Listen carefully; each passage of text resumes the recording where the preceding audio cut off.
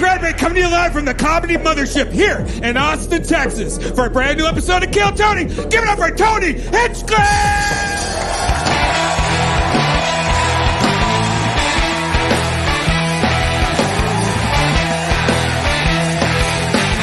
Who's ready for the best fucking night of your lives, huh?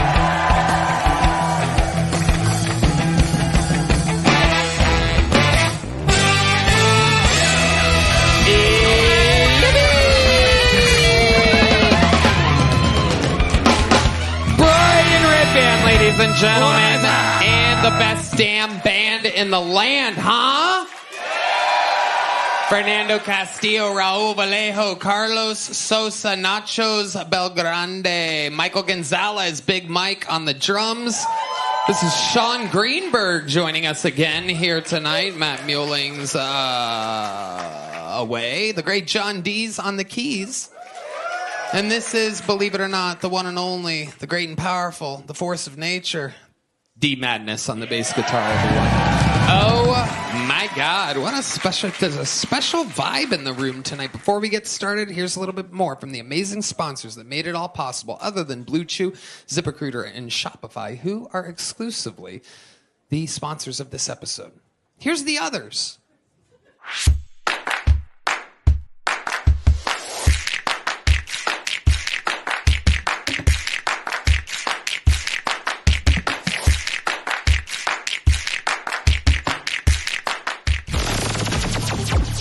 The Sunset Strip Comedy Club in Austin, Texas is now open. Check out Redban's secret show every Thursday. Go to sunsetstripatx.com for tickets.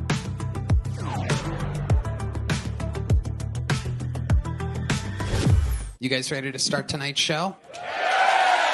You know, every single week I book two of the best comedians in the world. We're really doing it, Redban. We're really doing it.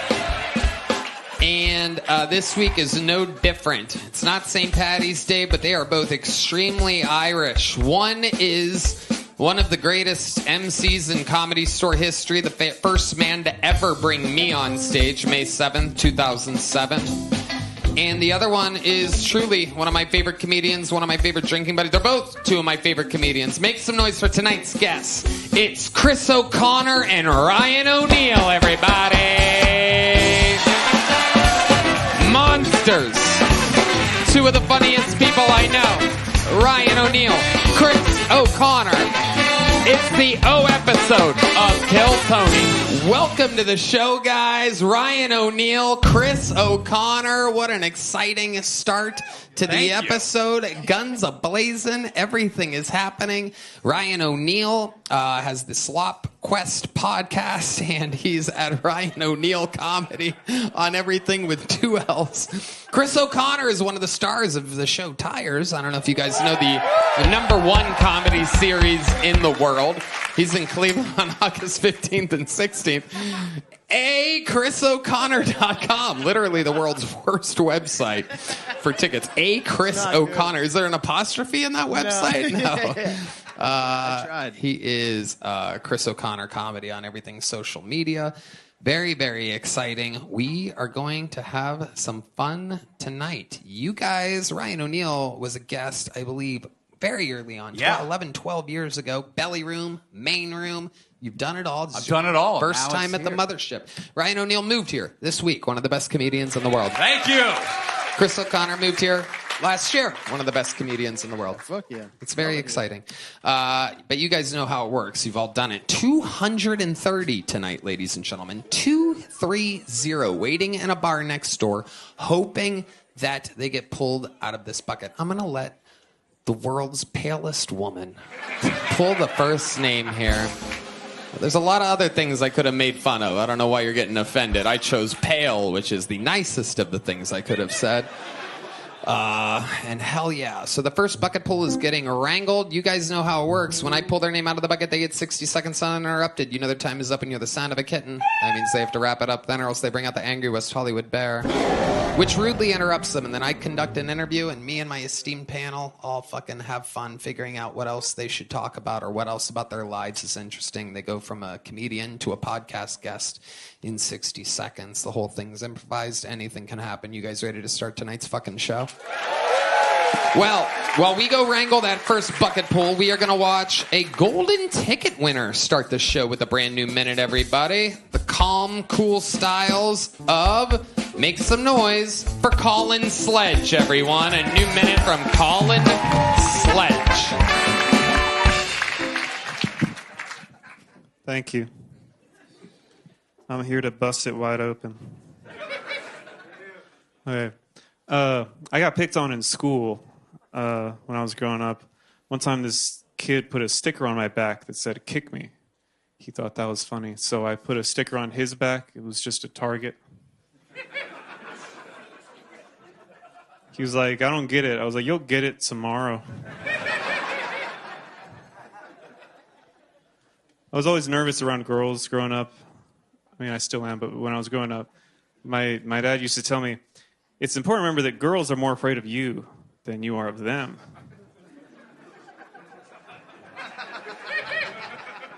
And I said, why? He said, you're creepy. They don't like you. You're going to be alone for a long time.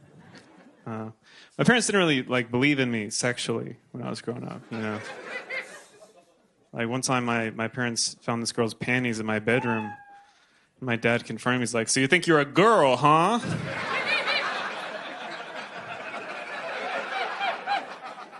Thank you. He's done it again. Another strong new minute by the dry stylings of Colin Sledge. Hey. Welcome back, Colin. Thank you. Is this true? Were you bullied as a kid, kind of? Kicked me? Somewhat. Nothing too hardcore, but right. Yeah. Okay. Yeah. How about as an adult? Are you bullied as an adult? Only on this show. Perfect. Absolutely perfect, Colin. And your dad, are you close with your dad? Yes, very close. I sort of live with them. Oh, you do? How old are you? I'm 30. 30. Living with your parents. Have you ever not lived with your parents? I went to Mississippi State for 1 year, and then I transferred back. To your parents' house? Yeah, well, I went to a college in Houston. Yeah. See, I had a good year there, maybe. Okay, like that. 1 year in Mississippi State. So you've lived with your parents 29 out of 30 years, it says here on my about right. spreadsheet that I have here. So what's your plan? What's my plan? Well, I was thinking about, moving, getting a place here so I could sort of be in both cities at the same time. Well, if you got a place here, you wouldn't be in the other city at the same time. Yeah, well, driving back and forth, I sort of hit a bird on the way here, and I don't want to drive back anymore because I have a guilty conscience now. Wow. You hit a bird with your car. It might have been two. I was... Was it some kind of jungle bird, perhaps, according to my co-host, Brian Redban? I think it was two doves, and I don't know if I hit both or just one, but I was... Jesus, were they turtle doves, perhaps? I don't know. I'm colorblind, so I'm You not might have good the worst luck on planet Earth. If you hit turtle doves, that means you're going to have a rough Christmas, from what I know. Yeah, it felt spiritually very damaging. Yeah. Damn. No doubt about it. Tremendously bad luck. And doves mate for life. So if you killed one of them, the other one's fucked. Yeah, don't remind me. I don't want to widow a dove. I kind of hope that I got both of them. Huh. You were asking about a job, right? Like, what was your plan for a job? I think he just wanted me to move out of my parents' house. Yeah. Yeah, but he was like, what's the plan? You're like, let's just get another place. Oh, yeah. I mean, I teach piano and I do comedy. And sick. Yeah. Do you like living with your parents? It's pretty, we're close. It's pretty chill. I have a garage apartment, so there's some degree of space. Yeah, just make sure your dad doesn't warm up the car in the morning. You'll fucking die, dude. So how long have you lived in the garage? I guess when I moved back from college, they might have built it so I would be further away from them. But yeah, it was around that time.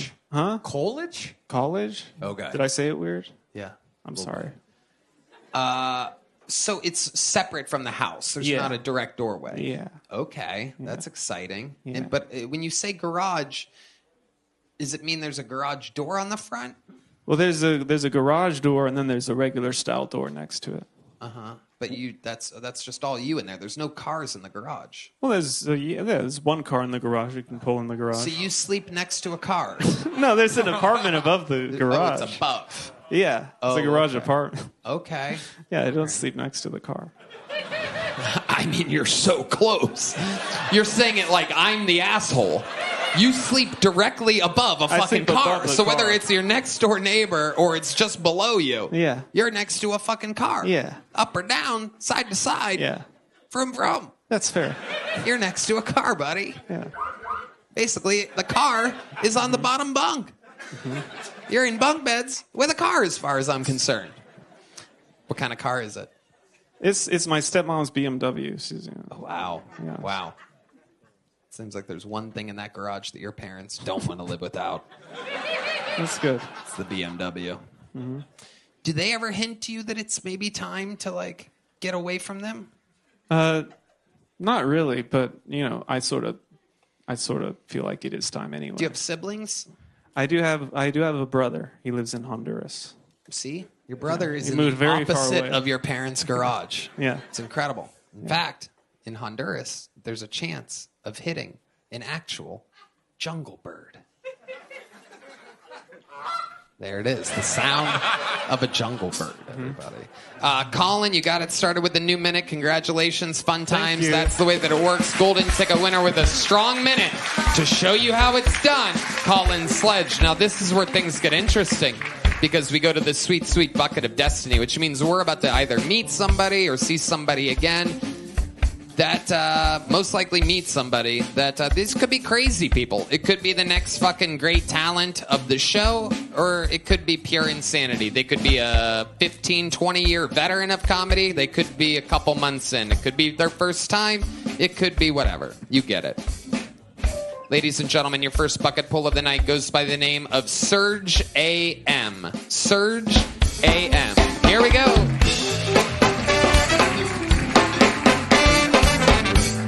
Oh shit, what's going on, guys? Here in Austin, yeah. That guy lived in my garage. Oh shit. No, yeah. Someone once told me that human trafficking is horrible. I look back and I go, hey man, just because that's how I got to this country, it doesn't mean that you could fucking talk shit about my life. You know what I'm saying? My sister's part of the LGBTQ community. Clap it up. But for her, that stands for, let's get another bottle of tequila. Fucking drunk. Yeah. It doesn't make sense. You know what doesn't really make sense? She's bisexual and she works at Chick-fil-A, so technically she's a LGBTQ CIA agent.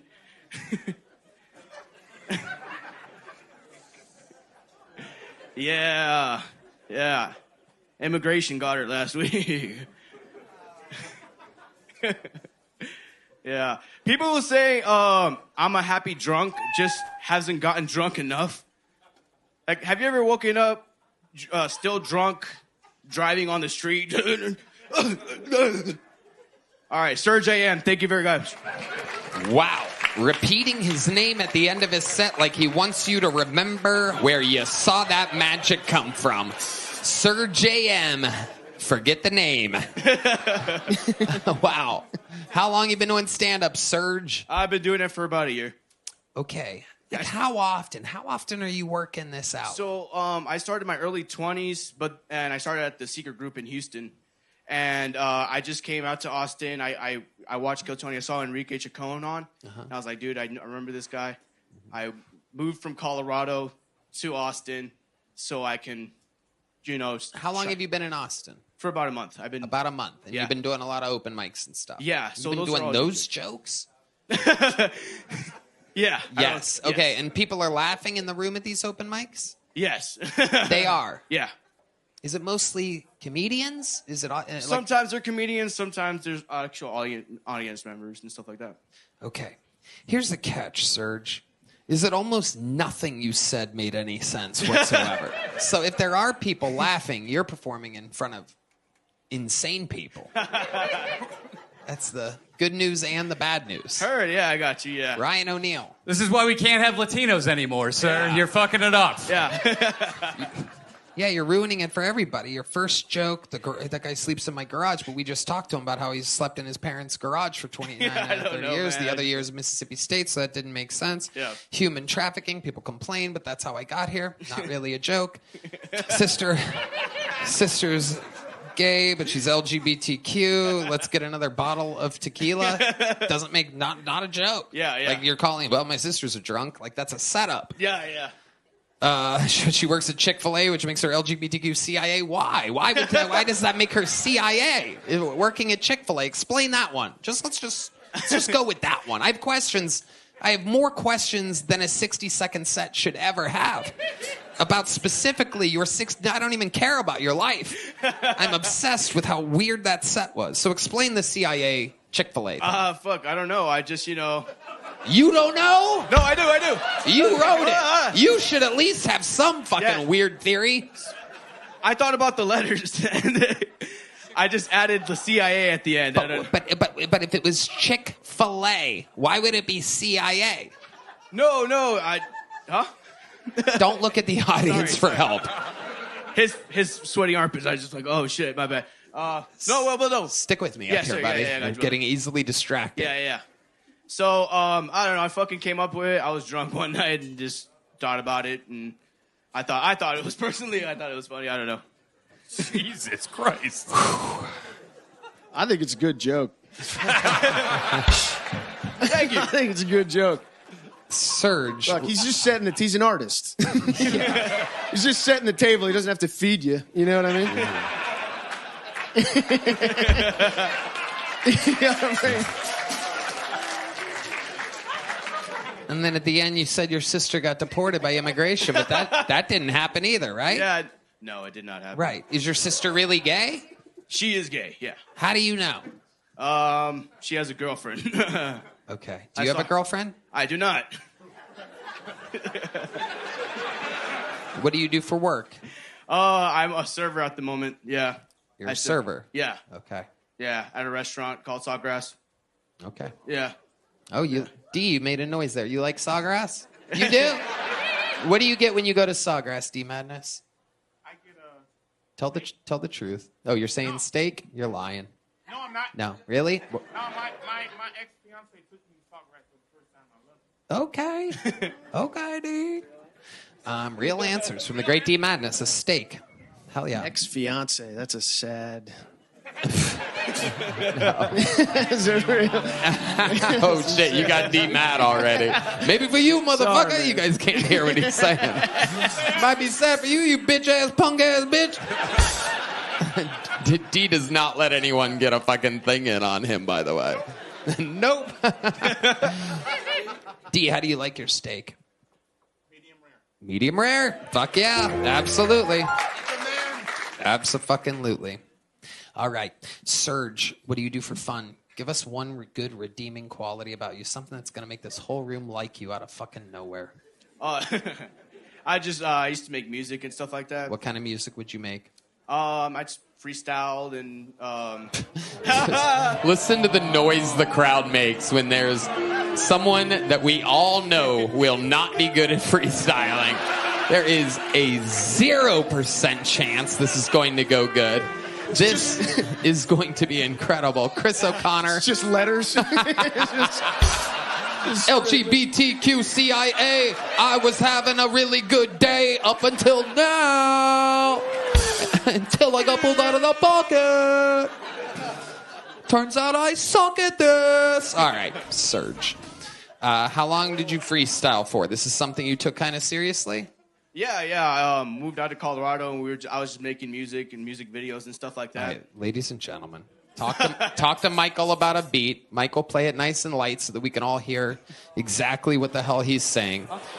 And this, ladies and gentlemen, on a show where absolutely anything can happen, is Surge AM. Yeah. I guess my set was actually pretty phony. I don't even know. I got my 60 seconds on Kill Tony. Clap it up. Here we go once again. When I shine, I will never show anybody that I pretend. Yo, fuck it. My sister is gay. I made it every day as my motherfucking host, but you know that I don't even care about these hoes. I'm a go-getter. Yeah, that's me. Everybody knows when I never fucking sleep, I write stupid jokes. Yeah, that was exactly how I thought it was going to go. Serge, here's a little joke book. Oh, boy. Wow. There he goes. Serge AM, everybody. Make some noise for Serge. He tried his best. Oh, listen to that pop. The great Heidi has arrived, everybody. There she is, live in the flesh. Hello, everybody. This podcast is sponsored by Nicked. These are our favorite nicotine pouches by a mile. If you haven't made the switch to Nicked pouches yet, now is the time. I'm always reaching for strawberry watermelon ice. Personally, Nicked premium nicotine patches will elevate your nicotine experience. They're made with proprietary coconut fiber blend filler for better nicotine absorption and a more comfortable mouthfeel. With Nicked, you get strong, lasting flavor that is clean and discreet. Redban. Tony, I love Nicked. They're the greatest nicotine pouches of all time, and each can comes with 20 Nicked pouches. Make the switch to Nicked nicotine pouches like we did. We know you'll love these too. And we have a special offer just for Kill Tony listeners. 35% off your first 3 orders, only if you order now at nickedpouches.com/Tony. That's nykdpouches.com/Tony. Don't forget, you can get 35% off to up to 3 times. nickedpouches.com/Tony. Nicked products are only available for adults of legal age, and every order is age verified. Warning, this product contains nicotine. Nicotine is an addictive chemical. All right.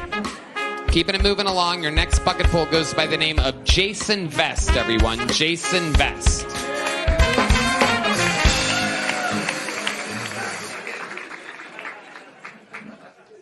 I lost my virginity at the Asian massage parlor. By a saggy-tittied, wrinkly, old-ass Asian woman that looked like Mr. Miyagi. She had a raspy voice. She was like, "Spread your legs." Her name was Mama-san. She taught me many lessons, and this is what she taught me. When paying for pussy at the Asian massage parlor, always tell Mama-san you have a latex allergy. Even when you don't. There's a pretty good chance she cannot accommodate your request and you'll get bareback sex for free.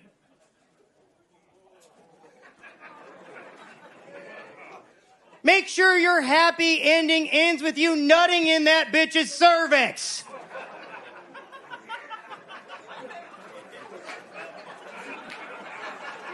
Yeah. Drain your ball sack, not your bank account.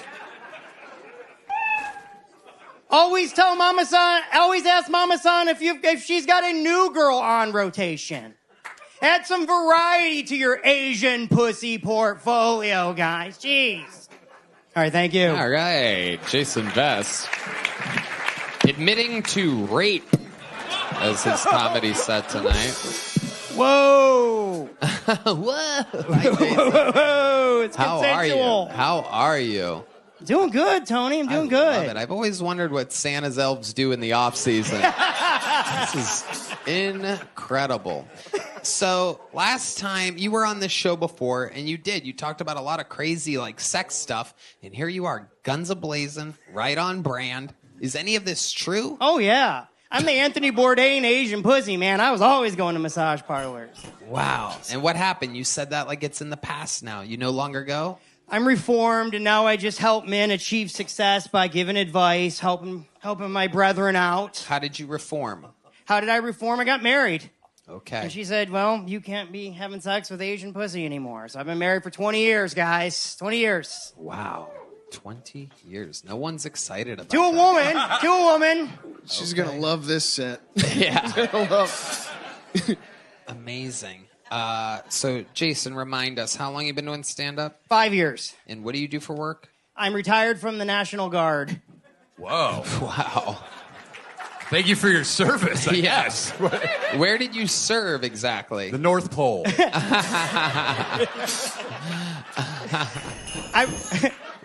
There it is. The sweet Santa landed on the roof. He wants to see us. I was a recruiter for the National Guard in Jackson, Michigan, Lake George, New York, and I worked in Chicago, Illinois, too, for a little while. Okay, wow. Some of the places where we need our military the most. Okay, what's the craziest thing that happened? What's the most, violent thing you had to do in the military at the National Guard? The most violent thing I ever had to do? I never really had to do anything violent. And I was a recruiter, so it's like a basic job. People come in and they want to join the military. You lie to them to get them to join. It's just a simple process. What's a trick you would use to get them to join? I would tell them anything. Like, let's say someone came in and they wanted to be a cook, right? Being a cook, nobody that joins the military wants to cook the damn food. They want to do cool Rambo shit. Mm-hmm. So I'd be like, listen, you're going to be like an executive chef for the president or some shit. Oh, very good. I was a top recruiter for the Michigan Army National Guard, Tony. We talked about this. Wow. Damn. Brag a lot. Braggadocious. Incredible.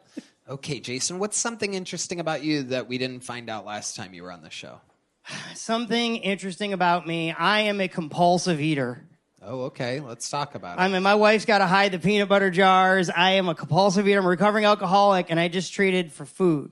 I just traded booze and everything for food, and I just compulsively... What's the most piggish thing you've ever done eating food? I spent $45 in DoorDash from Whataburger. Wow. That's actually not that bad. Yeah, that's like... I seen your food order. I follow you. Yeah.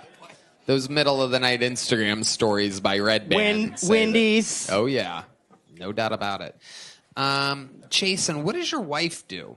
My wife is a photographer, and she works for an orthodontist office, and so she runs a call center. She works from home, and she helps me edit my videos. Uh-huh. And remind us, what kind of videos are you making, Jason? I make content. I make a lot of massage parlor videos where I use my past experiences to help men get Asian pussy. I do that as a service, Tony. No one needs this advice. Yeah. No. Yeah. Have you been? Yes, you just pay for sex. It's great. No, that's the point. He's teaching etiquette. Yeah. How dare you? The condom is for your protection. Oh, no, I go bareback, brother. Bareback. Jesus Christ. Oh, my God. Jeez. Bareback. You are the fucking weirdest dude. Can't quite figure it out. You're an interesting guy. What's the craziest video that you've ever made? The craziest video I ever made was a true story. So I got on Kill Tony last time, and my social media clips blew up. I told a drunken story. And these big corporate whiskey lobbyists reach out to me and ask me to make content to get people to stop drinking Crown Royal because in Canada, they're throwing American whiskey off the shelves over this Donald Trump tariff bullshit. Mm-hmm. And they wanted me to make videos. And I grew up in Michigan on the Detroit border. I didn't feel comfortable doing it. And the guy was like, it's $700 for a 30-second video. I'm like, fuck Canada. Some of the best stories are drinking American whiskey, am I right? Jack Daniels, hell yeah. Fireball. Yeah. All right, Jason. What size joke book did you get last time? I got a big one. Okay, well, guess what? Here's a little something to add to your collection. It's a little one. The first catch of the night, Jason Best. There he goes, everybody. Whoa. Accidentally ripped this in half. That's a first. Ladies and gentlemen, make some noise. You guys having fun out there, huh? A couple of very odd bucket pulls to start the show, but it's okay. Make some noise for your next bucket pull. Patrick Lake, everyone. Patrick Lake.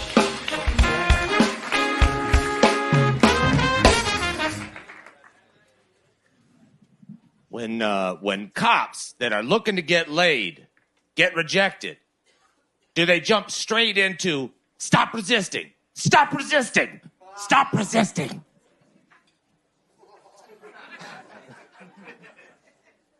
A doctor's office from my hometown was raided.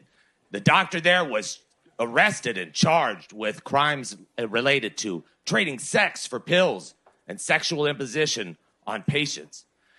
And as a patient of that practice, when news broke, I couldn't believe that someone told. That was Dr. Feelgood. I went to Doc for back pain.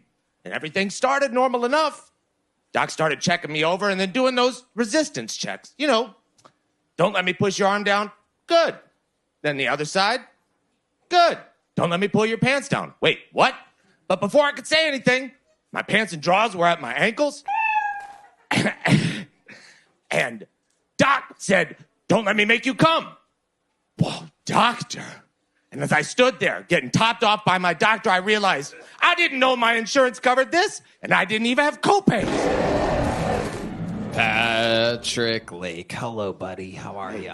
Doing well. How are you doing? Good. How long you been doing stand-up, Patrick? Just celebrated 3 years. Okay. How did you celebrate? By being worse than ever? Did you celebrate by burning every joke you've ever written and starting from absolute scratch? That's something like that, yeah. Okay. Yeah. All right.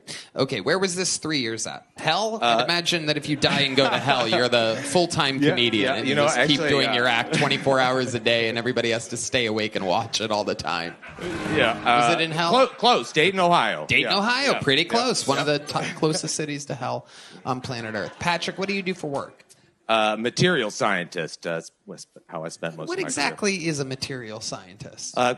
A nerd. I've got a background in chemistry, chemical engineering, and then specialize in nanomaterials. So What exactly are nanomaterials? it's like an additive to composites and parts. Excellent properties into like aerospace and defense applications, mostly used by the military. And Do you have to wear like a hard hat or a mask or something? yeah, occasionally, yes. Yeah. Like a mask? Mask, yeah. Okay. Is it dangerous? I mean, it can be if you were like trying to eat it or breathe it. Yeah, but as long as you handle it safely. Have you ever seen anybody eat it or breathe it? No. Okay. No. You've never seen anything go wrong with nanomaterials?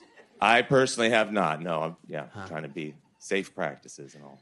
Are you thinking about all that fucked up shit while you're working with nanomaterials? I know. I got into comedy as like a, kind of a release.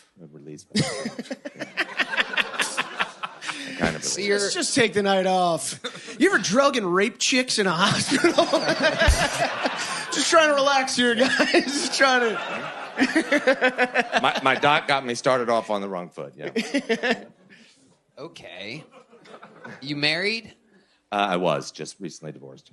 How recently did you get divorced? Like it finalized 2 months ago. 2 months. Yeah. Fresh Nice. on the market. How long were you married for? 15 years. 15 years. Explain to me what went wrong. I think it was an accumulation of things, but it came as a big surprise to me. I thought we were in counseling, and then Let's talk about the accumulation, if you don't mind, because this is the most interesting thing about since you arrived at Sure, the stage. okay, This, yeah. the interview here is like kind of raw. yeah, ruthless. nanomaterials, yeah, pretty. Yeah, nanomaterials wasn't cutting it. So when you say there was an accumulation of things, that the 15 years went wrong, what do you mean exactly? Well, she was catching a lot of bodies during those 15 years. And Whoa, okay, all right. How do you know she was catching bodies? Yeah, there were lots of signs. Yeah. Can you give us some of the signs? We're all very interested.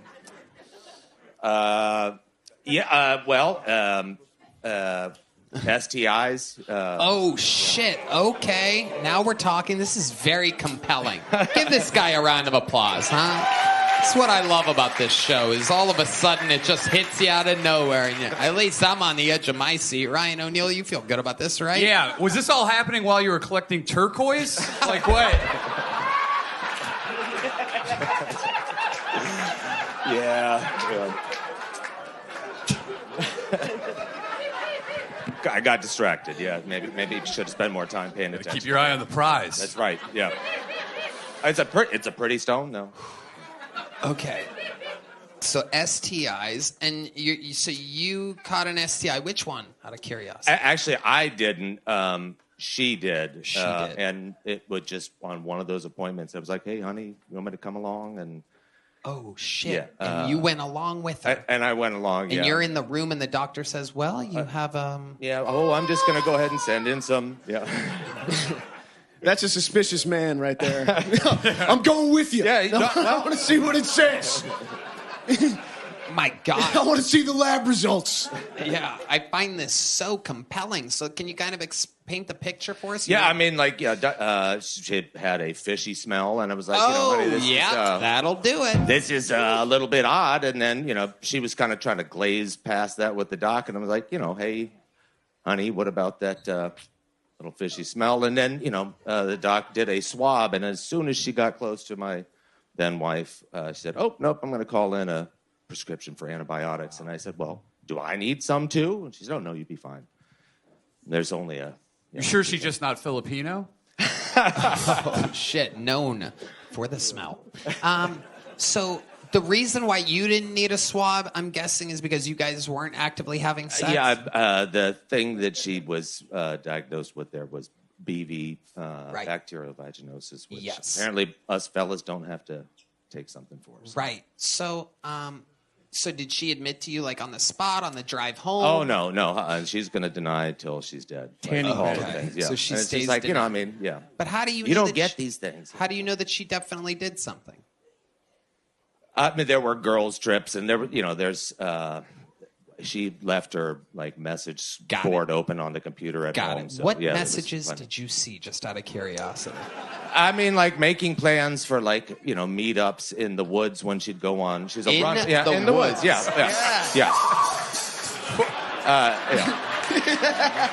The old jungle bird has arrived again. Go ahead. There's two reasons for that. One, I live in Yellow Springs, Ohio, so it's like a crunchy town, right? Okay. And two, she's Portuguese, and that's like where the prostitutes go, into the woods, actually. Really? That's a thing with Portuguese women? Portuguese? Portuguese? Get it? It was wild. The first time I was in Portugal, driving to the beach. Portugoose?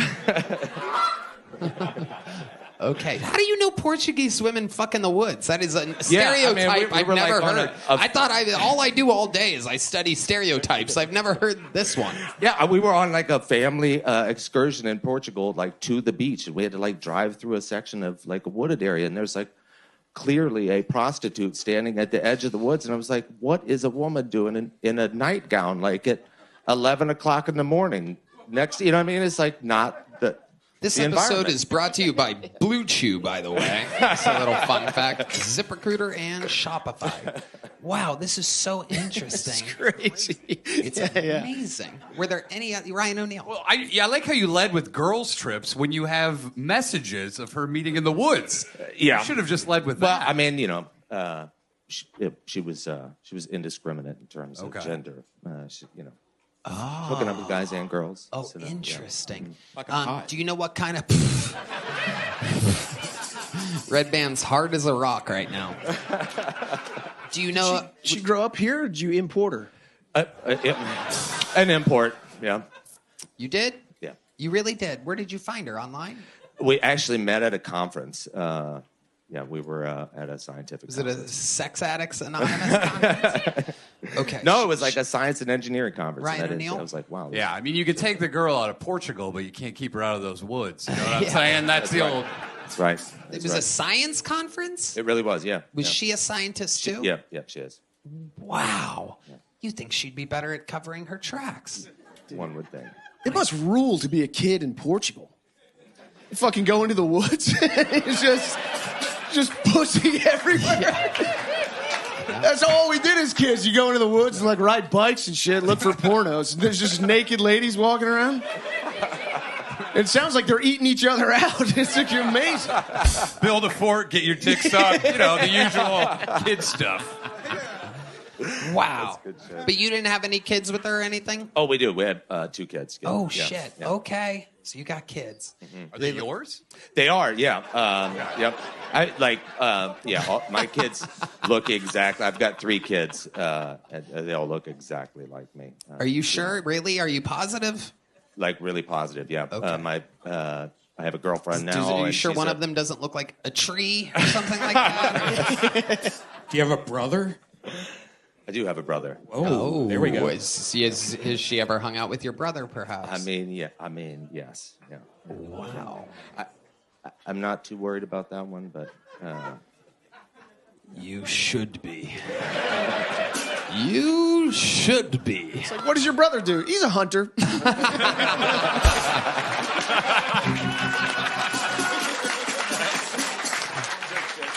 Amazing. Well, Patrick, like I said, the set was one thing, but you know what? Your fucking interview was so goddamn badass that I'm giving you a big joke book. A big black one, just like your ex-wife's probably has right now. Definitely, thank you. There he goes, Patrick Lake, everybody. All right. Damn. That was a hell of an interview. Oh, my goodness. This podcast is sponsored by Open Phone. If you're running a business, you know that every time you miss a call, you're leaving money on the table. When every conversation matters, you need a phone system that keeps up and helps you stay connected 24/7. That's why you need Open Phone. Open Phone is the #1 business phone system that streamlines and scales your customer communication. It works through an app on your phone or computer, so no more carrying two phones or using a landline. Redban. Tony, guess what? I loved Open Phone. Oh. I love it. It's the best business phone system out there. Hands down. With Open Phone, your team can share one number and collaborate on customer calls, texts, and have a shared inbox. That way, any teammate could pick right up where the last person left off, keeping response times faster than ever. Any teammate can pick up right where the last person left off. Oh, wow. Open Phone is offering our listeners 20% off your first 6 months at openphone.com/KillTony. That's OPENPHONE.com/KillTony. And if you have existing numbers with another service, Open Phone will port them over at no extra charge. Open Phone. No missed calls, no missed customers. All right. This looks like a brand new name. I know it for a fact. That's always exciting. Make some noise for Wisdom Anderson. Wisdom Anderson is the fourth bucket pull. God damn, that was a bad bitch up here. Shit! Where'd y'all find her at? God damn. Let's get to the minute. Like, I heard y'all talking about stereotypes earlier, and I probably did the blackest shit you could probably do. I got fired by a white woman on Juneteenth. Like, I mean, how the fuck does that even happen? I thought that was the one day y'all was supposed to chill on us. Just the one fucking day y'all was supposed to chill on us. But God is a colorful asshole like that, because if he wouldn't have did that, I wouldn't have been here. So I'm like, I know you was looking out for me. But I should have known, though. Some shit started to happen different in my life. I started looking at white women a little bit differently. Started looking a little bit better to me. I said, I got to be coming into some motherfucking money, because only money can get a white woman to start talking to you. I'm like, I don't know what the fuck is going on right now, okay? Y'all looking at me like, this nigga is not fucking funny. I knew I was going to get you with that one.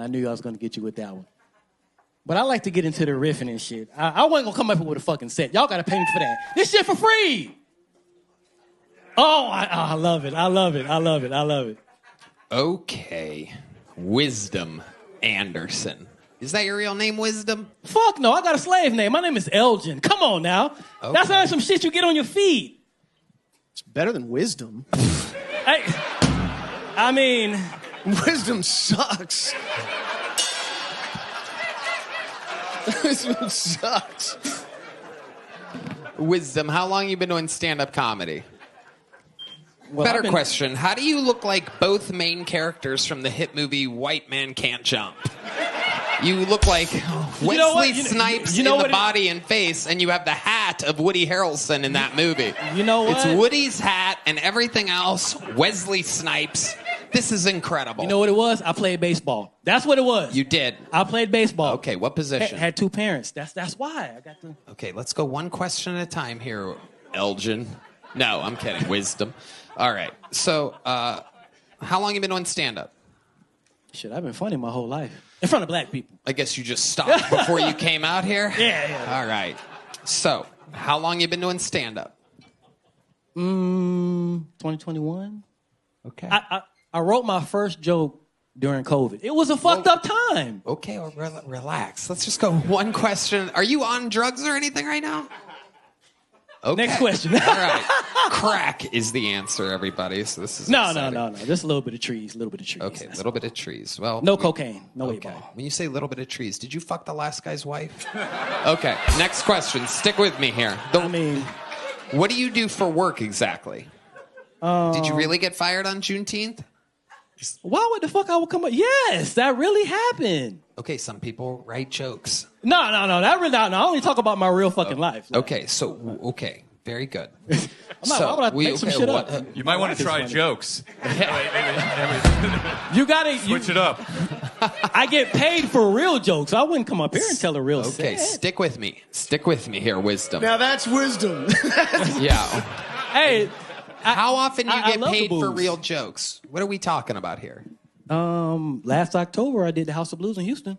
Okay, I mean, how did you get that gig? You didn't headline it, right? It wasn't live from the House of Blues. Wisdom Anderson. No, I was a feature act because I'm on the radio and I tell jokes on the radio. You're a DJ. No, radio DJ? I'm a personality. I work for iHeart, so I actually write jokes for real. Okay, got it. Don't get mad, Wisdom. No, I'm great. Okay, so you write jokes for the radio. The first joke that you wrote during COVID, what was that joke? Do you remember? It was about white people getting free kidneys. It was something about that. It was about alcohol and kidneys. Okay. You made D Madness ashamed of his race. So he's gonna step away for a second. He's gonna come back in whiteface. Okay. So what job did you get fired from on Juneteenth? I was working at SMU. SMU. Explain to the people exactly. Y'all know what that is. It's a lot of white people there. Southern Methodist University. Okay, Dallas, what Texas. were you doing at a university? What exactly were you mopping up at a university? I told you, Tony, I come from a two-parent black household. I played baseball. You know I got to be a little fucking smart. Okay, so let's go back to the questions, smart guy. What was the job that you had at the university? I was teaching tech. You were teaching tech? Yes. And how and why did you get fired? I made white children tears. You made white children's tears. Yes. Okay, what did you do to make white children cry? I told them, hey, you're selfish. Okay, what was the context of this, Wisdom? He was being selfish. But what was going on, Wisdom? He wanted the teacher to only solely focus on him. Can you So I teach tech students to teach youth tech. So the teacher in the classroom. Wow, you're like Tech 9. Okay. Let's just get off of this whole confusing university thing. The ring around your neck. Whose ring is that? Where did you get that from? I mean, Amazon, you can find anything. You bought that off Amazon? Yeah, why wouldn't I? Why would I buy real gold? I can't really get that shit from Africa. Shit, why the fuck would I buy real gold? Every single answer that you've given on this show is psychotic. Yes, it's supposed to be. The last comedian that was up gave honest answers about his whore ex-wife and crushed. It was so interesting. You didn't ask about that. Well, I can tell you this. Okay. I haven't fucked in probably about 276 days, so that should let you know I'm married. That should let you know right there. Roughly. Right there. Right there. Roughly 276 Roughly days. 276. I've been keeping count. If any married men are in here, y'all know the fucking problem. Y'all know the problem. So you're married. Oh, y'all don't? Oh, it's just me. Fuck. I'm trying so hard with you. You are on the show right now. Do you know this? Yes. Okay. You're married. This is where you would answer the fucking question. Yes. Are you okay? So the ring around your neck. When I asked, what's the ring? It's not a wedding ring. Okay, it's just a random ring. It's just a random ring. And you don't ring. wear a ring on your finger. No. Okay. Why? When you're not fucking at home, I gotta fuck somehow. My side bitch let me fuck. Boo. But you're not. But you just said you didn't have sex in 2 hours. Do you see why this interview isn't a real interview? With my wife. Okay, so you're admitting to Talking about having my wife. sex. Stick with me here.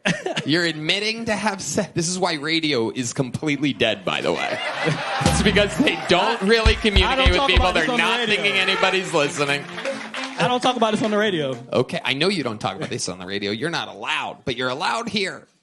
So you Yeah. cheat on your wife? You already said it. I'm black. Now I'm just trying to ask you. I'm trying to confirm, or you could go, no, I was kidding. Look at me. You know bitches want to fuck me, Tony. Come on now. Oh, my God. Dude, I tried so hard. There he goes. Wisdom Anderson, everybody. There he goes. It's okay, Wisdom. There you go. There he goes. Wow. The rare, uncharismatic black man. Very rare. A rare bird, if you will. A rare bird. No, that's not the blackbird. No, it's the rare African bird. There you go. All right, your next bucket pool, ladies and gentlemen, on this very interesting episode. Make some noise for Vinny Flores, everybody. Vinny Flores. All right.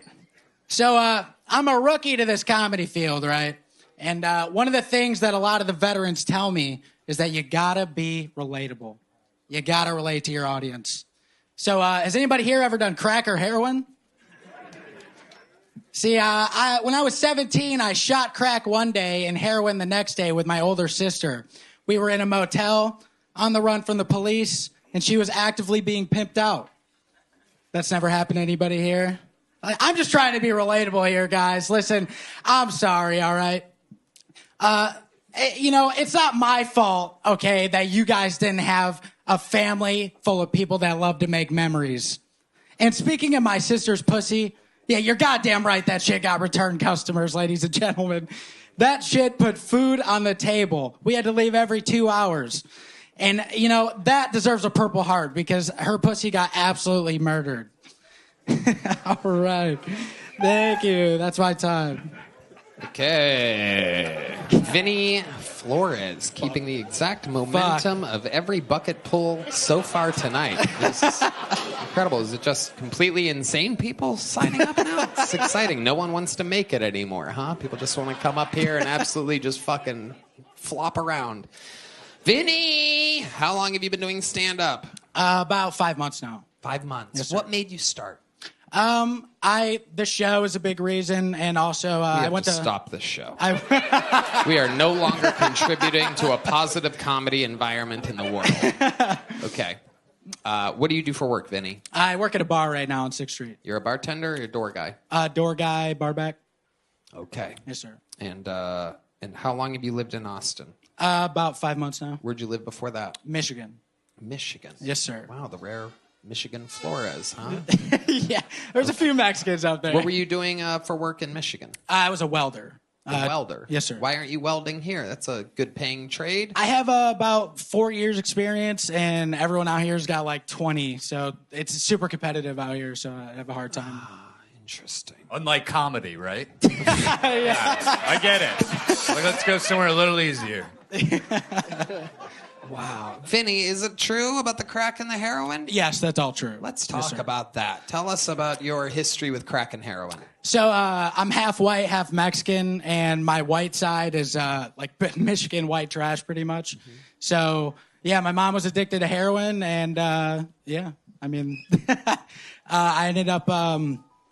I tried it one time with my older sister, and then after that... How old were you when you tried it? I was 17. You were 17 years old, and did you inject heroin or smoke it? Injected it. Wow. So 17 years old, you had never done it before. Had your sister been doing it?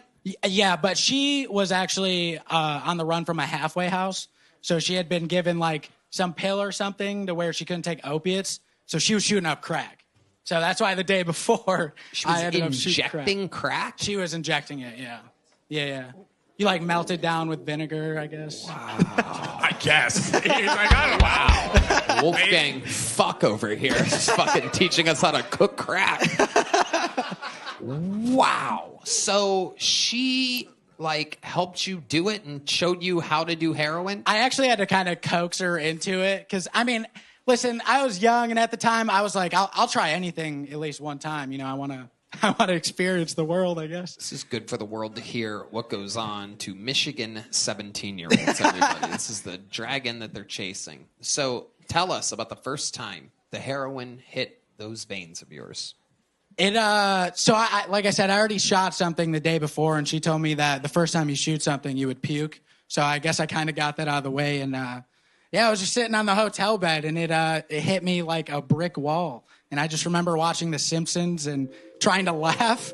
And it was like a zombie laugh, like, and then I just passed out, and I woke up wanting to do more heroin immediately. And so you started looking for heroin. Yeah. So part of that story is, since we were on the motel, my sister's boyfriend was also there, who was pimping her out. And that night that I shot the heroin, we were going to get cigarettes from the gas station, and we jaywalked, and they're all on the run for felonies. I'm just on the run for like a weed misdemeanor in Michigan, and we're in Ohio at the time. Everybody has warrants. Yeah, everybody has warrants. All three of you have warrants. It was us three, and you're jaywalking. And we're jaywalking to get cigarettes. Yes, sir. This is like a tourist ad for the state of Michigan. This is incredible. This was actually in Maumee, Ohio. Oh, well. Don't talk about my mom like that, first of all.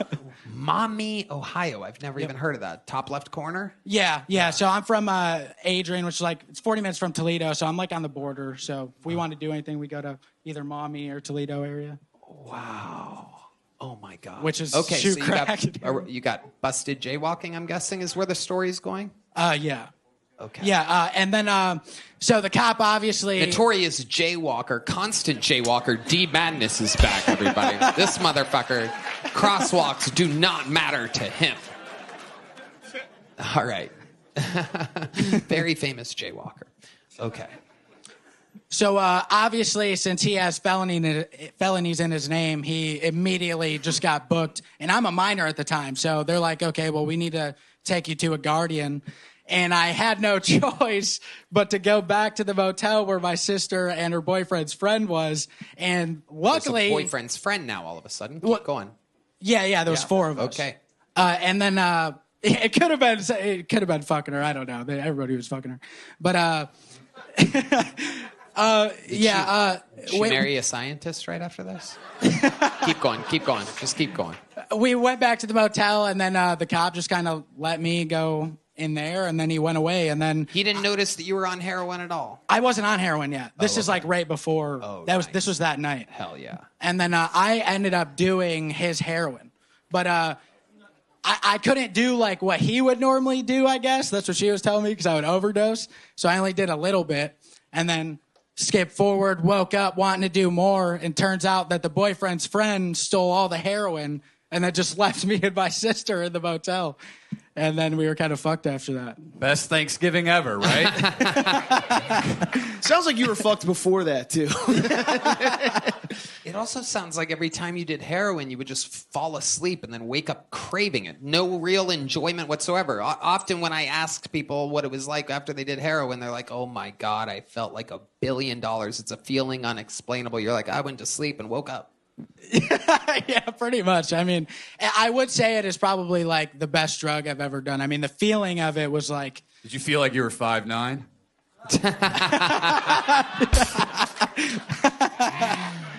Vinny, what's the coolest thing you've ever done in your life other than heroin? The coolest thing I've ever done in my life. Any big accomplishments? You ever saved somebody's life or fucking do anything, amazing? Win an award, perhaps? Nothing crazy like that. I used to play in band, so that was some of the coolest stuff. What did you in my do experience. in a band? I played guitar and bass. Yep. Okay, don't worry. I'm not asking you to play. Yeah, okay. Thank God. Thank God. That's what I was... Vinny, what ended up happening to your heroin-using, crack-injecting sister? What's her OnlyFans? She's doing good supposedly right now. I mean, she's a little iffy. She ended up marrying like some 50-year-old, and they had a wedding in Maumee, and she was barefoot for that wedding. And yeah, so now she's just chilling, I guess, just smoking weed. That's what she says. I mean, I don't know. They might be doing crack. Did you go to the wedding? Yeah, I went to the wedding. Was he barefoot too? No. Why was she barefoot? It's white trash. I mean, she literally forgot her shoes at the motel that they were staying at. Oh my God. It's pretty bad. Michigan's gross. Wow. We have to start deporting half Mexicans too. That's what this means to me. I don't know if you guys are with me on this, but I think I'm going to call my friends in the administration and say, I support it. If they're illegal, I support it 100%. ICE support it? Okay. Vinny. All right, buddy. Well, here's a little joke book for you. You can't mix it with vinegar, melt it down, and then smoke it, but you can write some jokes. All right, thank you. There he goes, Vinny Flores, everybody. Keep writing. Keep trying, Vinny. I have to tell people that so they don't fucking relapse on heroin and shit on their way out. They're like, okay, you told me to do it again. Like, keep signing up. Keep signing up, Vinny. Keep writing and signing up, Vinny. Don't give up tonight, Vinny. I'll see him fucking slouched over in the alley tomorrow. Okay, this is a moment that a lot of people have been waiting for. Ladies and gentlemen, the man I'm about to bring to the stage, this is only his second appearance ever on the show. Ever. He's not a golden ticket winner. He's not a regular. But the man went so insanely out of control viral his last time on the show that I absolutely had to bring him back. A disruptor of the force of natural moving comedy. Some people are saying the next big thing.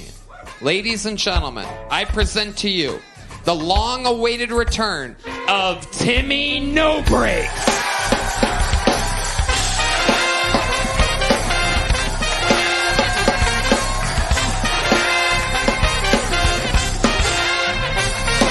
Who's ready for the best fucking minute of their lives?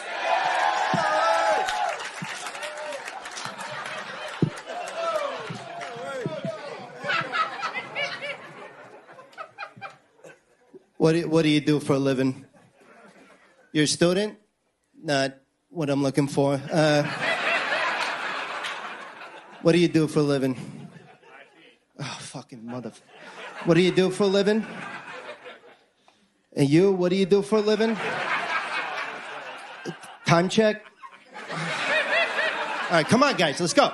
What do you do for a living? Fuck you, come on. And you, what do you do for a living? I'm just trying to find a natural way into this fucking sushi chef joke.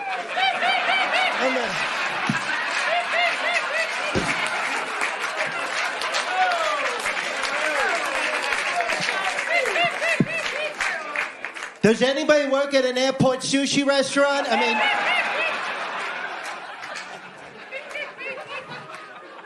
I relinquish my time. Wow. The hardest I've laughed all night. The long-awaited return of the force of 6th Street. Timmy No Breaks. All gas, no brakes. This guy left a dinosaur paw print size footprint on the show the last time he was on. Hard in the paint. Some people said the next big thing. Famously handed off his joke book to the man in the front row, whoever it was. And tonight, threw his sunglasses at a person in the front row. It's becoming Give him back. Trademark. Timmy motherfucking No Breaks has arrived back to the Kill Tony universe. Timmy, how we doing? We're good. I'm a little disappointed, to be honest. I told you I wanted Dan Cook. No offense. I mean, but fucking You wanted him on the panel next time you were on? Is that what you said? Yeah, I hit you up with some requests. I said a bucket of MHLs. I said Dan Cook, and none of them are his. So I don't know what the fucking. I tried my best to get him. Wasn't easy. We have to settle for Chris O'Connor and Ryan O'Neal tonight. You're Ryan O'Neal? Yeah. This is for you. You just got served, bitch.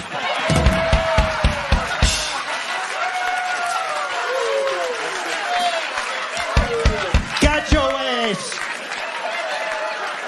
Open it up. Yeah, why don't you show everybody what that is, bitch? Why don't you show everybody what that... That's a picture of my niece's volleyball team. Oh, rush this man!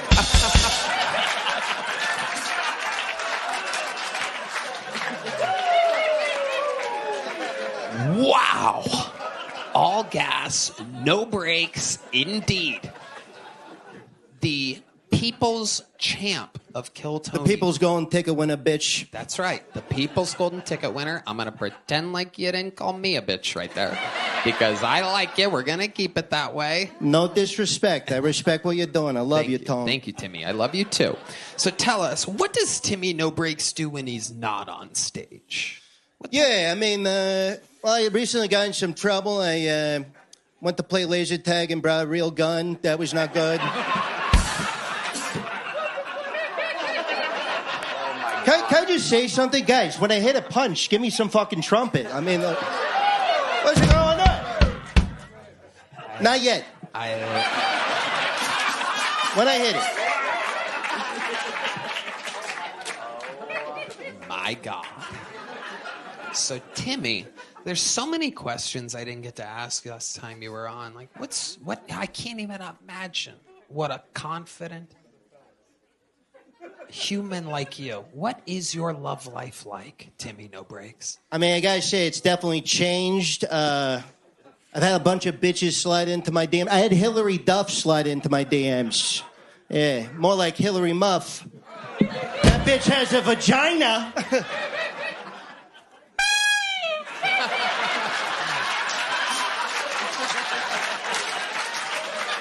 Fucking Mr. Clean out your fucking ears. God damn.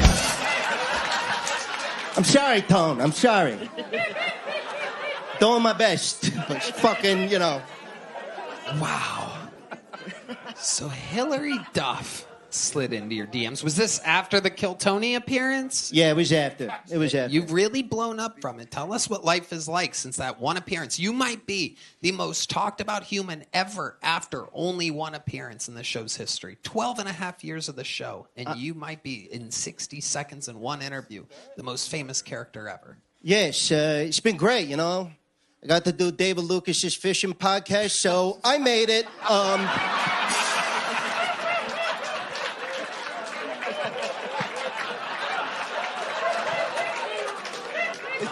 By the way, where the fuck was the trumpet there, guys? Come on. I think he deserves something a little more. That's like a negative horn you're giving. It should be like a ba-da-bum, ba-dum-bum, or something like that, right? Tone, no. Give me a D. You give him a D. Give him a D. What's a D? I don't... Yeah. Okay. I see it now. I like it. That was a D. That was a D. They nailed that one that time. That was a D. They really did. Wow. So, Timmy No Breaks, where are you originally from?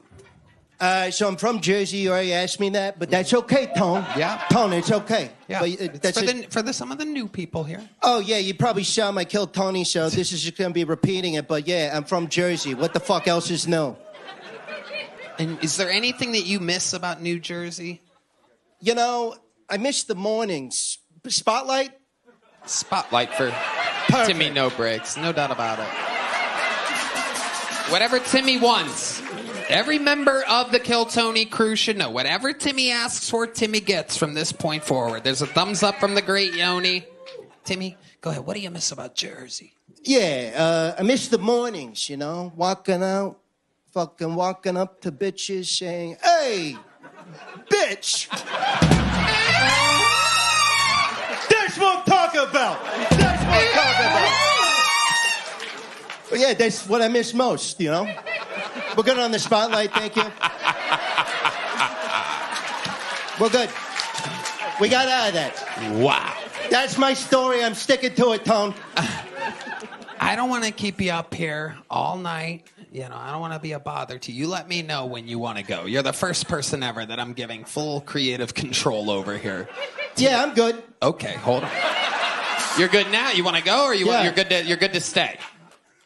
Fuck, Tone, it's your show. I mean, No. I'm literally, again, I've never told the crew you get whatever you want. I've never given creative control to anybody. All right, Timmy, let's do this. Here's something I really want to know, and I don't know if I asked you this last time, but if I did, I'd like to apologize in advance. Tone, it's okay. Thank you. How do you make money, Timmy No Breaks?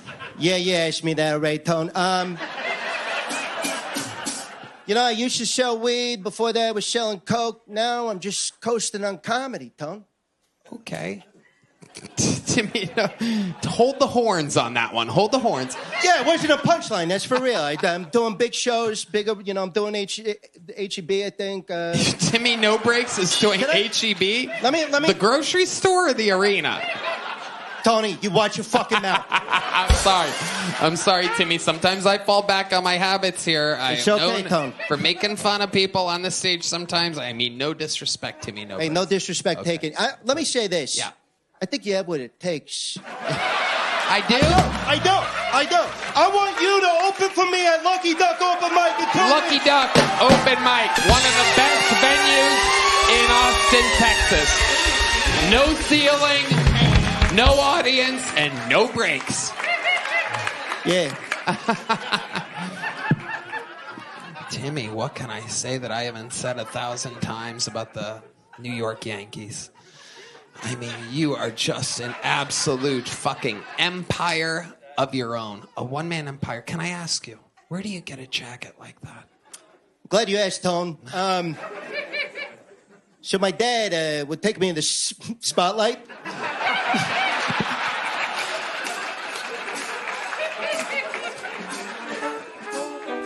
John Deas, let's go. So my father, he would take me to the circus all the time. They would shove these midgets down in this fucking cannon. One time they aimed it at a wall, shot this midget right into the wall. Bang! The midget slid down. Some guy put a fucking leather jacket over this midget. I laughed, and I got this at Goodwill.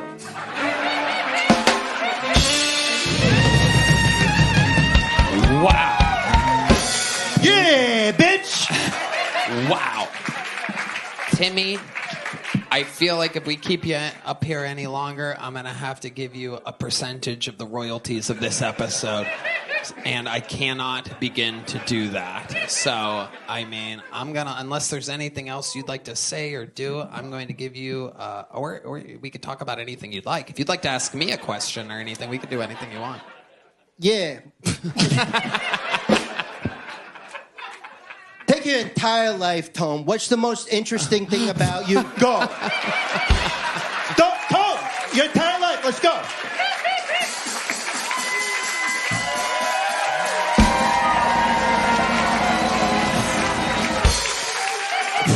Well,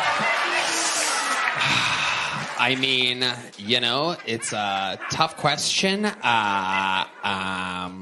No, I mean, I guess the most interesting thing about me is probably that I'm... It's not easy, is it, bitch? Yay!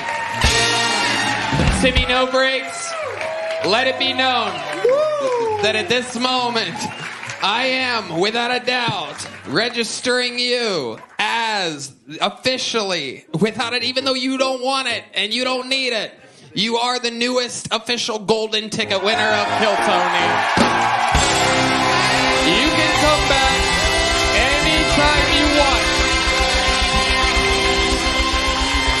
The tour de force, the Sultan of 6th Street. Yeah, thanks, Willy Wonka. Absolutely. I am excited to be opening for you at the Lucky Duck Open Mic. I will see you there next, and we'll talk about the future. Ladies and gentlemen, one more time for the great Timmy No Breaks, everybody. Wow. Thank you. Unbelievable. Holy shit. One of those moments you'll never forget. Wow. All right, a bucket pull has to follow that. Not easy, ladies and gentlemen. Not easy. The chatter in the room, for those of you watching the show, is unbelievable.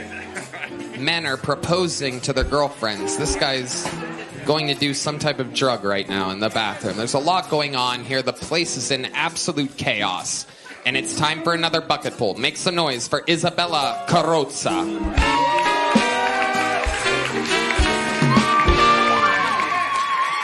Hell yeah. My therapist introduced me to EFT tapping. Whenever you get nervous, you take deep breaths and tap on your face. She was like, think of it as like a massage for your inner child. It's like, I don't think my inner child needs any more massages.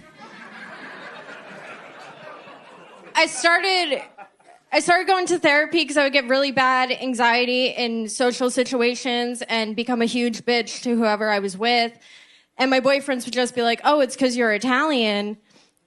And then I went to therapy and she was like, you have autism. And I was like, I'm Italian. She was like, you're retarded. During the pandemic, I worked as a cam girl. I didn't do anything. I just took my vibrator and did stand-up comedy with it. The men were like, shut up and pee. Sorry. Fuck. Is that 60 seconds? It was like 6 minutes. That was. Yeah, you got it. Right when you said it. That was it. Isabella Carrozza, ladies and gentlemen. Isabella.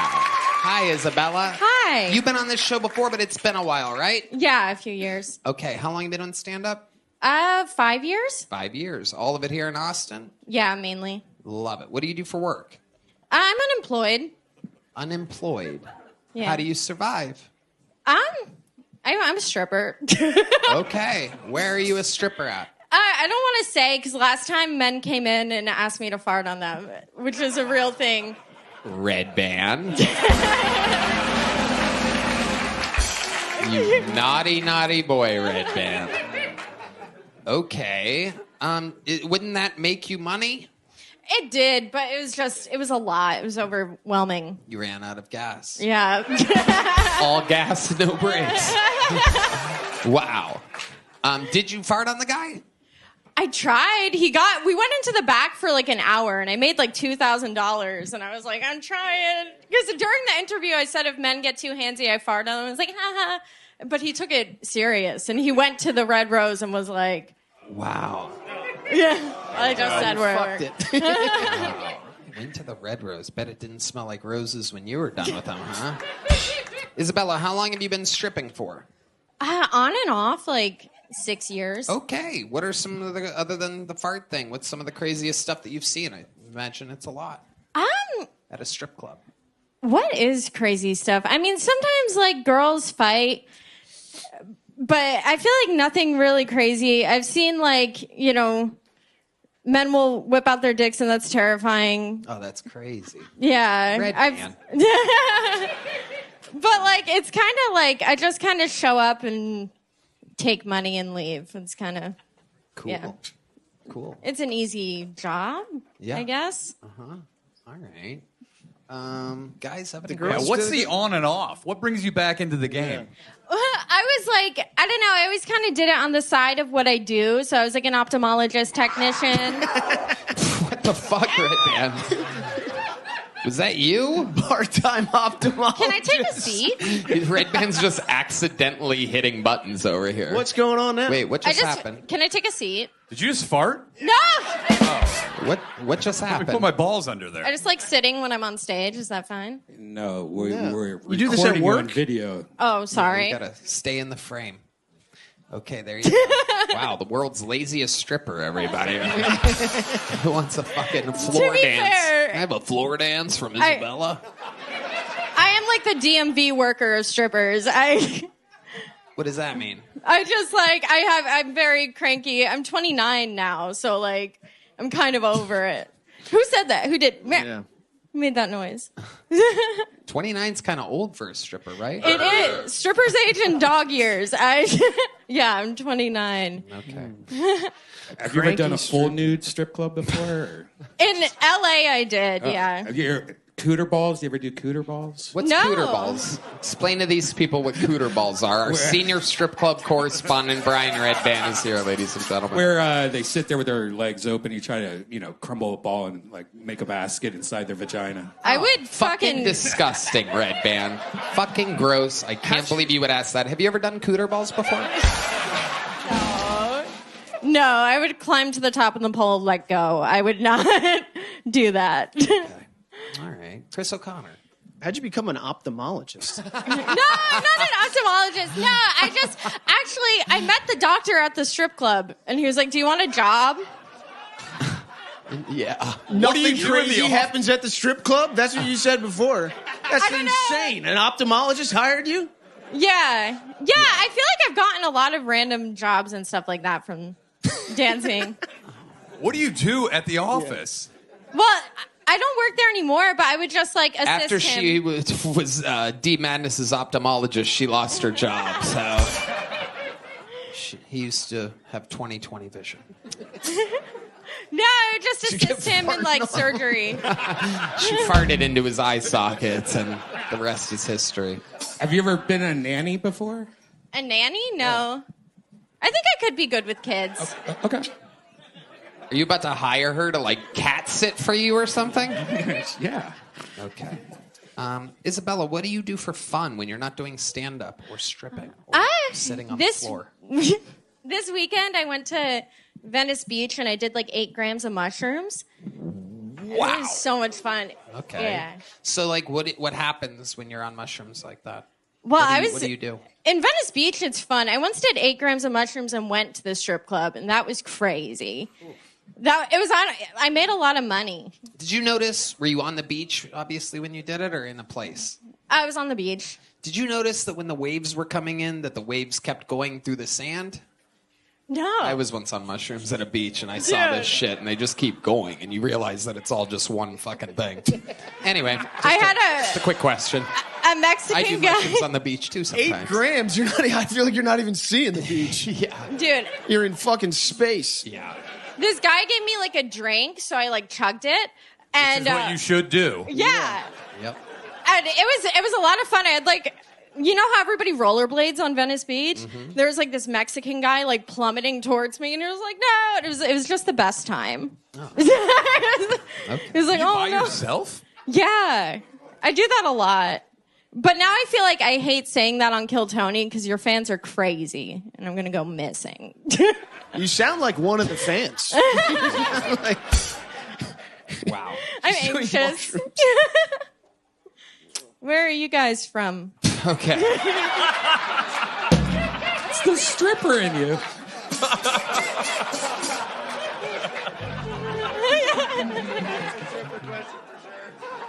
Fun times, Isabella. This is a medium-sized joke book right here. It's a good one. Isabella Carrozza, ladies and gentlemen. Hell yeah. Man. Good old. Ooh, there's been a lot of talk of birds on this episode. Look at the lovely Heidi, everyone. I mean, unbelievable. And this man's last name is Bird. Ladies and gentlemen, make some noise for bucket pull number 7. Mason Bird, everybody. Mason Bird.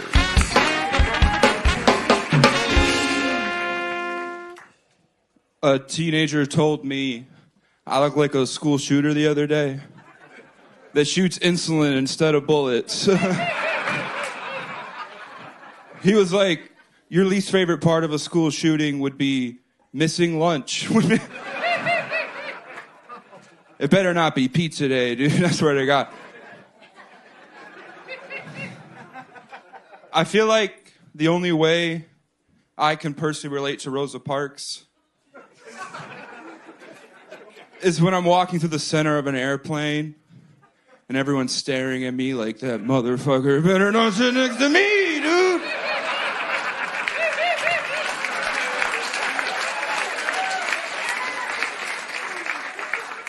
You better taking his ass to the front of the plane where the big fellas belong. No, I get it though. Like, I saw a dude fatter than me walking through the airport, and I was like, that motherfucker better not get on my plane, dude. It was a mirror. That's Mason Bird, everybody. The best set from a bucket pull of the night has finally happened here. More than halfway through the episode. Mason, a fantastic set. How long have you been on stand-up comedy? About 3 years, sir. 3 years. Where at? Mostly Detroit. I moved here a couple months ago. Very nice. So you live here in Austin, Texas now. Yes, sir. Amazing. What do you do for work? I work at Jersey Mike's. Hell yeah. Make it Mike's way.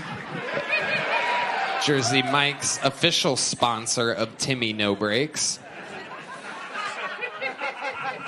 How long have you worked at Jersey Mike's? About 3 months. 3 months. What did you do in Detroit when you lived I was a sous chef at a bar. Oh, Okay. All right. A sous chef at a bar. What exactly? I just did a lot of the prep, hiring, did most of the cooking on the line as well. I was everywhere. Do you think that it's good for a guy like you to constantly be working around food? Believe it or not, I actually, since I started working in the food, I lost 150 pounds. I used to be 500 pounds. Wow. Oh my goodness. Incredible. What did you do to lose the weight? Tell Redban how you lost the weight. It's just... so I'd eat one meal a day. That way I could get... Because I like to eat 4,000 calorie meals. And I would just limit it to once. So when you say 4,000 calorie meals, give this audience an example of what's the most piggish you've ever been? Oh. All right, I like to get 3 chicken quesadillas from Taco Bell, 2 cheesy gordita crunches, and I get 2 drinks. That way they think the food's for 2 people.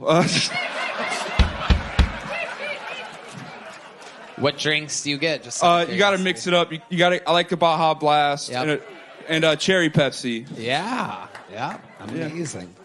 Absolutely incredible. So you still eat the same type of stuff, but just once a day now? Yeah, I just get it all in at once. I love it, man. God damn. Fasting. You're a funny guy. You have great jokes, great delivery. Everything's right on schedule. How long ago were you that fat? 2 years ago. Wow. So it's all just happening fast. Yeah. Funnier and lighter at the same time, constantly. We're trying. Hell yeah. Amazing. You guys have anything? I just want to know, what time do you have to go Bigfoot hunting tonight? He likes to come out around 2:30. Your glasses, can you see out of those? They're a little very smeared. Yeah, I touched my face. Quesadilla? It was from the snack wrap earlier. I'm not gonna lie. Wow. Timmy, no cakes over here. Timmy, all cakes. I love it. And you're also a ginger. You have that going for you. Yeah. Hell yeah. Represent. Mason, what else? What do you do for fun? Tell us more about your life. What's interesting about you? I like to look at maps. I know all the state capitals. I'm very proud of that. Yeah, I'm really into maps and geography and topography and all that kind of stuff. Barry, is that because you're shaped like a globe? Yes. Perfect. What got you into maps?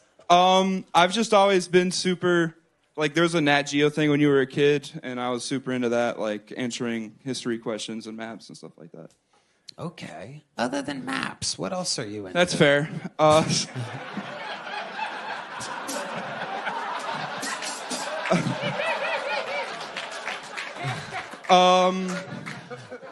I really like eating once a day a lot.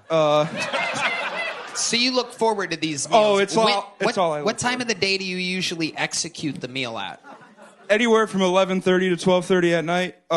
So you wait all day. Yeah, and you go for it at night. Okay. Just unravels a big map and just eats. That's all. Well. Oh, let's see here. Is there anyone who knows all the state capitals has a lot of placemats in their life? So let's just go for last night, for example. Do you remember your order last night? What you ate last night? Yes, I know exactly what I ate last night. What was it last night? How many people want to hear what Mason Bird ate last night? Let's go single spotlight on Mason Bird. It was 2 snack wraps with ranch, 2 snack wraps spicy. You could try 2 McDoubles, large Coke, and a large Sprite. Okay. I've done that before. Yeah. I've done that before. Yeah. This guy's like the Rain Man of meals. I bet you could give him any date and he could tell you what he ate. And what state he was looking at on the map. Florida. Have you ever thought about when you're sacrificing all day and you're hungry and it's the last meal of the night the first meal of the day at night? Have you ever thought about replacing the most disgusting, heavy caloric meals humanly possible with something healthy and losing a few pounds in a day? Yeah, but the thing is, if I do that for 2 weeks, I explode and spend $70 at Taco Bell. Oh, so it's you'll just go out of control. Yeah, it's I have to like I'm gonna be out of control. We just have to learn how to dance with it. Yes, sir. How to dance. Tony, that's map money. You know that?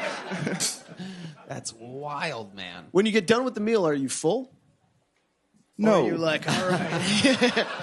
I'm more just like sad. And I'm like, oh, man, I should have got another burger, dude. Yeah. And then what do? You just kind of go to sleep? Smoke weed, go to sleep. Sometimes I'll look at old like Facebook photos of me when I was really fat, and I'm like, I'm doing good, man. Yeah, you are, buddy. Yes, you are, Redban. I'd love to have you on the Secret Show Thursday. Boom. Mason Bird. And you have a big joke book. Boom. Mason Bird has arrived to the Kill Tony universe, ladies and gentlemen. How exciting is that? Thank you. One more time for Mason, everyone. All right. Bucket pool number 8. Right down the barrel. Make some noise for Max Sadawi, everyone. Max Sadawi.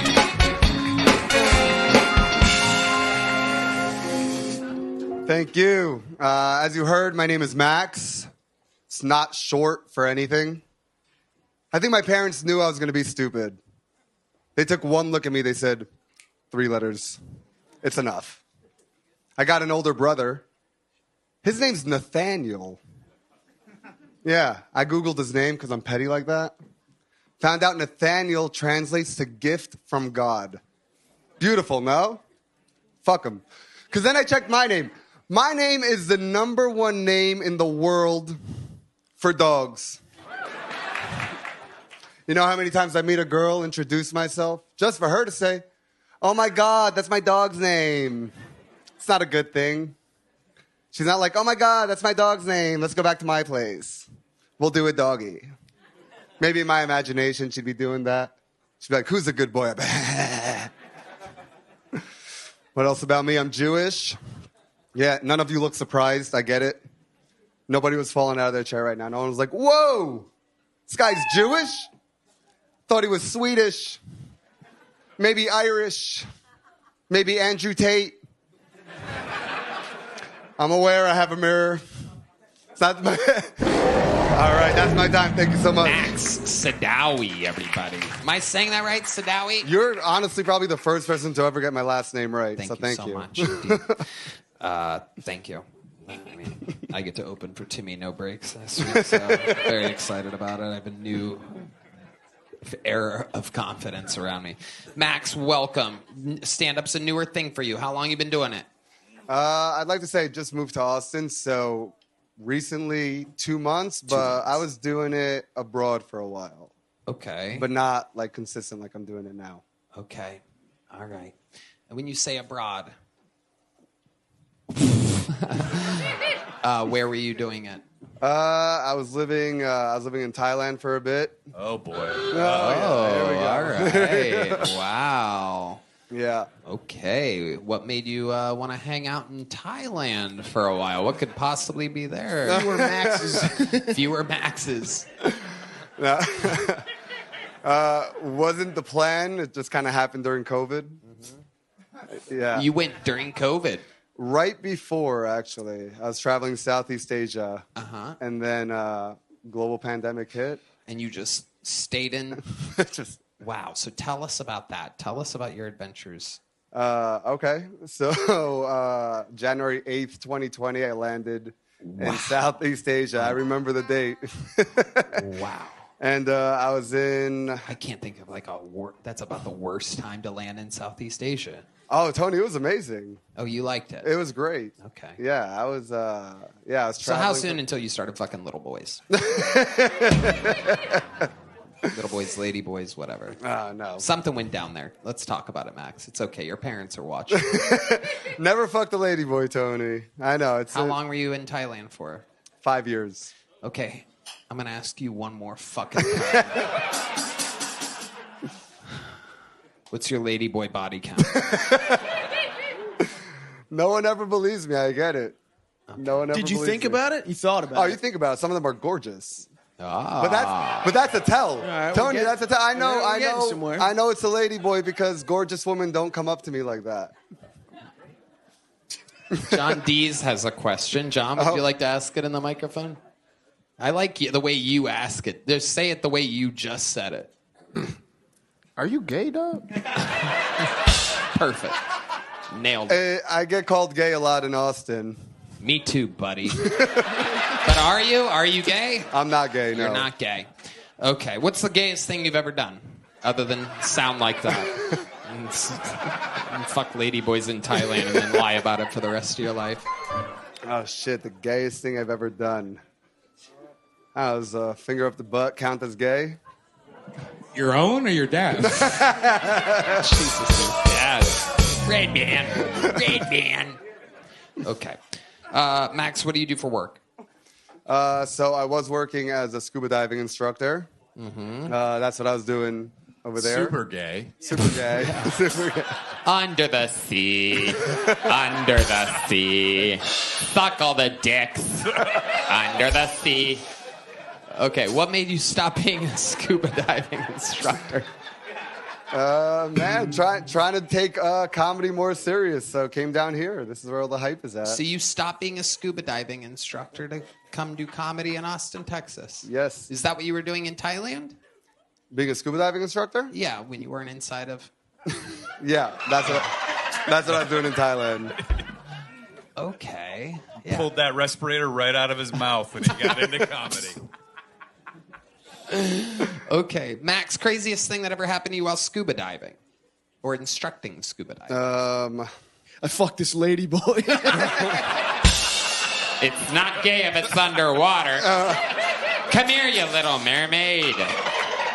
Is that where you got finger in your ass? Yeah. If we were getting honest, I did fuck underwater, actually. That is something did? I did. Yeah, it's called the 10-meter club.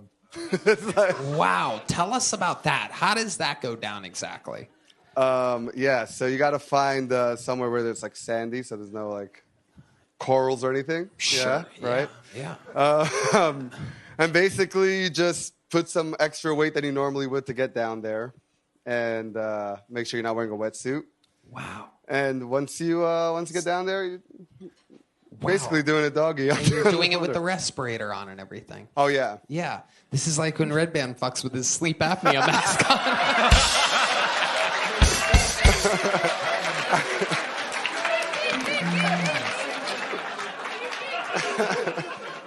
Very rarely do I make myself laugh quite as hard as I just did, but I pictured it, buddy. I pictured it, my old pal. All right. So, how long did this sex underwater last? Just a ballpark. Oh, fair. By ballpark, I mean the fact that you both had balls. The person you were fucking. It wasn't long. It would probably be maybe 5 minutes. Okay. Yeah. And you came. Yeah, honestly, when I came, it was funny because we were both, it's called neutrally buoyant, so you're not on the bottom, you're not on the top. Mm-hmm. And well, once I was about to you come... prefer bottom. So go ahead. Well, right before I came, I basically just pushed her off, and she just see her go like... I never got to do that in my life. That was hilarious. That is pretty cool. That is pretty cool. Was there like a chum trail? Like when you shoot? The fish came. Oh, yeah. I bet they did. Not in that way. Not. They're like, this cum tastes like shit. My family's going to be watching this. Of course. It's amazing. That's why you won't admit that you're gay. I know. That's who we know, Max. Amazing. What's it like being Jewish nowadays? How do you feel about everything? There's a lot going on. How do you feel about it? We're doing this? You go right ahead. I'm going to let you take control because that's what you people want. Oh, my favorite Jew Yoni's not laughing. I might be crossing a line right now. Oh man, yeah, it's a delicate line to be crossing right now. Well, we know you guys have your lines and your borders, and fucking, I know those lines are always moving in your favor. Okay, go ahead. How do you feel being a Jew nowadays? Pretty simple question. You could answer it any way you want. I like being Jewish. Perfect I'm answer. proud of being Jewish. I like being one of the most watched shows in entertainment, so that's all I'm going to ask. There we go. Fantastic, Max Sadawi. Here, my friend, is a big joke book for all the people running show business to see that the Jew is getting a big joke book. There he goes, Max Sadawi, everybody. We're having fun here tonight. All right, bucket pull number 9. Make some noise. You guys having fun out there still? Make some noise for Micah Brown, everybody. Micah Brown.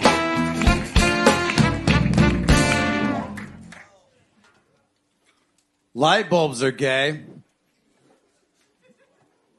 Because they busted my ass, am I right?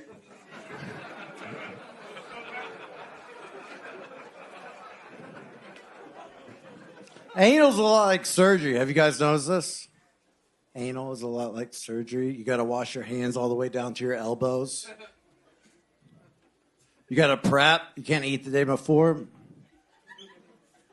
My surgeon hates it when I eat before we do anal, dude. Fucking hates it. The drugs help. Have you guys noticed this? Surgery used to be really bad before the drugs. Hey, man, here's a shot of whiskey and bite down on this. You know what I'm saying?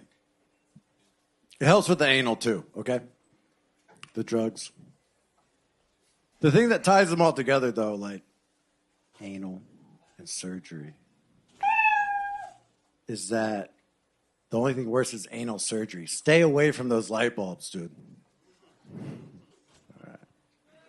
Boo. Okay, Micah Brown. There he is, Micah Brown. Okay, Micah. Welcome. Wow, no one's even clapping for you. A whole set about anal, and somehow it was the shittiest set of the night at the same time. What are the odds? Welcome, Micah. How long you been doing stand-up? Not long enough. Okay. How long is that? 5 years. Well, not long. Oh, my God. There's Redban's one fart noise of the episode. Okay, 5 years. Ryan O'Neal. Well, I was just saying, this guy looks like fentanyl Tom Cruise. Hell yeah. You really do. You do look like that. Every mission is impossible to you. Amazing. What do you do for work? I don't. I quit. You quit. You quit Blockbuster 14 years ago. You just haven't done anything Sponsored since. now. What did you quit? I was serving at Fressa's. Oh. And Wait, it was Fressa's too is good. the place with like the Chicken, right? quesadillas, like a chicken bowl? Yeah. I it love was that good. fucking place. Beans and rice all It's day, a dude. perfect fucking meal. One of my favorite meals. Yeah. You were a server there? I was a server what went there. wrong? Why'd you quit?